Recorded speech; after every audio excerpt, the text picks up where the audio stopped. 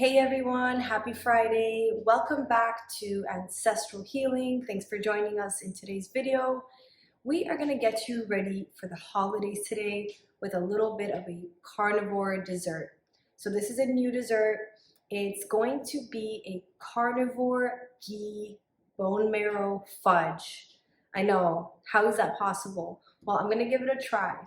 The first time I tried this recipe, it was a little bit different. Instead of ghee, I used coconut butter. And this is a recipe from Strong Sisters. I'll link their Instagram account below. But because I don't have coconut butter, I'm gonna try to make this recipe with ghee, which is also going to make it a little bit more animal-based. So I hope it works out. I think it will because ghee and coconut butter kind of have the same consistency when they're solid in the fridge and when they're more like a liquid room temperature. So hopefully it'll work. Let me show you guys the ingredients that you'll need. So we're gonna start off with half a cup of ghee. If you have coconut butter, you can use coconut butter. It would be half a cup as well. Then we're moving on to the canoe marrows. This recipe calls for about 100 grams. So that's about 2 canoes, but mine are not very deep. So for that reason, I'm gonna use 4. They're very small. So I'll be using 4 canoes, but just, I might not use all of the marrow in there for this dessert. We'll see how it goes.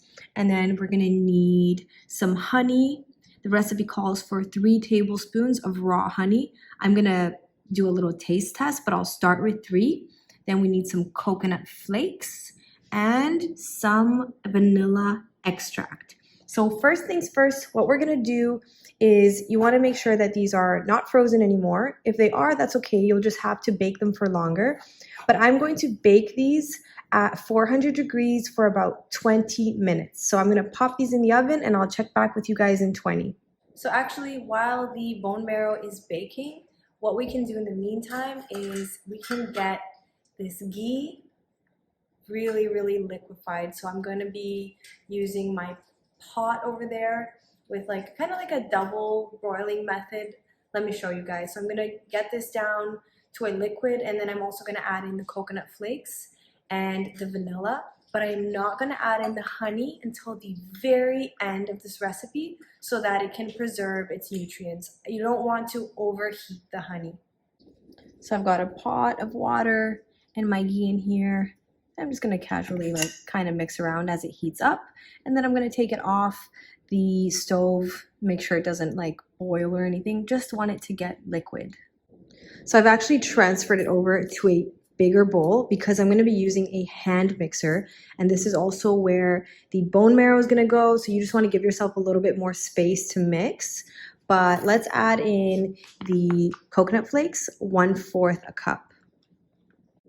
Okay, here it goes. And now I'm gonna mix that in there.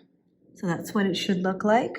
My bone marrow is almost ready. Here we are, nice and baked and ready to go. So I'm just gonna give it a few minutes so I can touch it.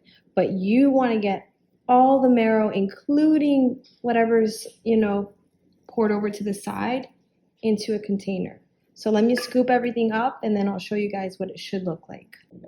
So here it is. Oh my goodness. As you can see, there's some pink pieces in there, a little red, and then some pieces that are more cooked. Don't worry about it. This is exactly what it should look like. I'm literally going to pop it into the fridge for 2-3 minutes just to cool it down a little bit. And then we're gonna get to whisking up this magnificent nutrient density with our ghee and coconut. This is where the magic happens. Also, guys, I used 3 of the 4 canoes. I'm gonna save this beauty for lunch. Alrighty, bone marrow has cooled off. I'm gonna add it in here to the ghee and coconut mix. And I'm also gonna add my 3 tablespoons of raw honey as well as vanilla extract. And then I'm gonna blend with a hand mixer. So let me just add everything in together and I'll show you guys the next step.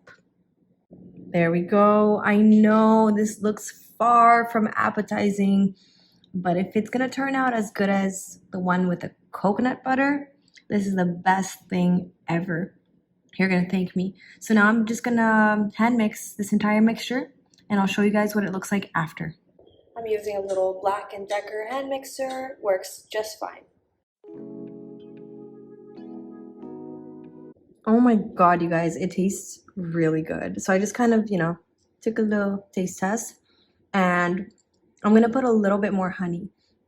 But this is where you can get creative. I feel like egg yolks would be really amazing in here. I also feel like if you sometimes have dates or figs, some chopped up blended dates and figs would be also amazing.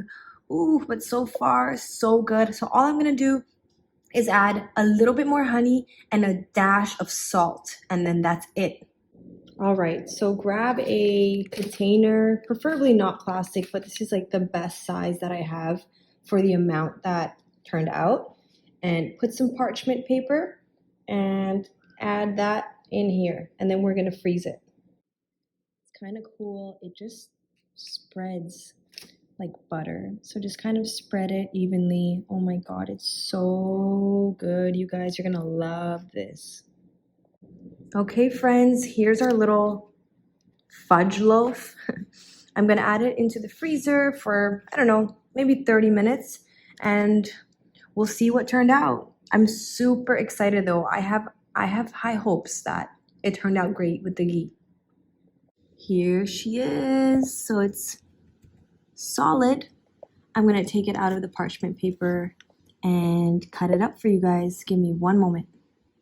Unbelievable. I tried it. It's amazing. It works fantastic with ghee. You can use it as a replacement for coconut butter. Guys, this is a tremendous holiday dessert to share with your family and friends and also provide some nutrition in their diets. Hope you guys enjoyed this. Let me know how it turns out for you. I just want to show you guys the very fudgy consistency. This is it, you guys. Look no further. Nutrient density with a slight sweet taste. Oof, all we need right here.